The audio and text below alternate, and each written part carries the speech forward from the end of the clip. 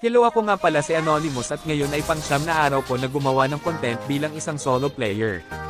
At ang content ko pala ay kung paano ko ipapa-top Philippines ang isang hero ngayong season 35. Oo, tama ang narinig nyo, top Philippines lang muna ang goal ko this season dahil nga hindi naman ako malakas maglaro at isa pa solo player lang ako.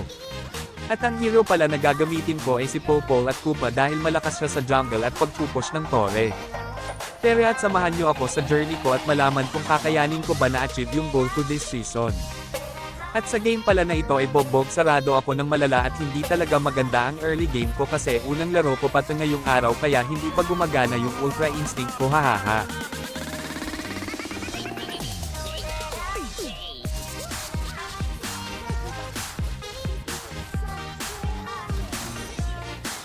Dito nga ay hindi ata napansin ng tank sa minimap na may turtle na at nasa baba pa rin siya para tulungan yung 1-1 at yung mage naman namin ay nakatulala lang sa may blue buff ko at hindi ko alam kung malag ba siya or inutusan ng nanay niya na bumili ng suka at toyo sa tindahan, hahaha. Nakuha pa ni Alpha yung blue buff ko at napatay pa nila yung mage namin at pati rin ako ay napatay pa nila dahil yung core at support ng kalaban ay palaging magkasama.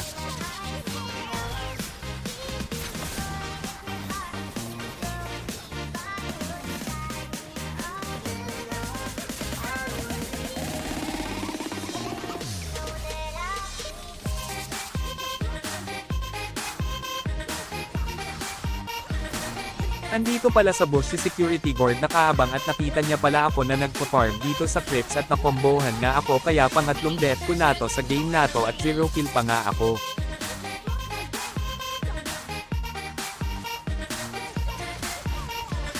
Dumalaw nga ulit ako sa baba at ayon ay namatay na naman ulit yung bida, hahaha.